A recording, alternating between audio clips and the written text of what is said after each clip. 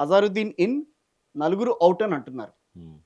ఏం చెప్తారు ఆ విషయంలో? అంటే నలుగురు ఔట్ అనేదైతే ఇవాళ మార్నింగ్ అయితే లేదా? ఎవరిని డిస్మిస్ చేయలేదు గదా! పోనీ చేయలేదింకా? ఎవరిని రిజిగ్నేషన్స్ గూడా తీసుకోలేదు. తీసుకోలేదు. హ్మ్. ఈ ఎలక్షన్ టైమ్‌లో జనరల్‌గా ఎవరిని బయటికి తీసుకోరు. పంపే అవకాశం ఉండదు. ఓకే. హ్మ్.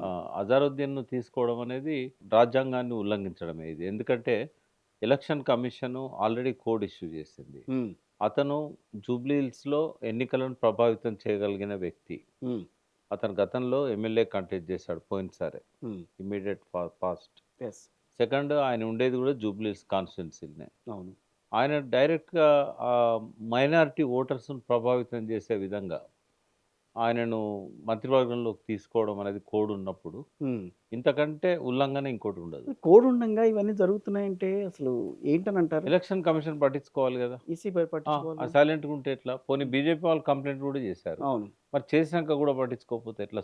మోటోగానే వాళ్ళు ఇన్‌స్ట్రక్షన్స్ ఇవ్వాలి. అవును. మరి ఇది ఉల్లంఘన కిందకొస్తది గదా! రేపు ఒకవేళ ఫర్ ఎగ్జాంపుల్ రేపు గెలిచిండనుకుందాం హ్మ్. కాంగ్రెస్ క్యాండిడేట్. హ్మ్. బీఆర్ఎస్ కోర్టుకు పోయినట్టయితే మరి ఇది ప్రూవ్ అవుతది గదా!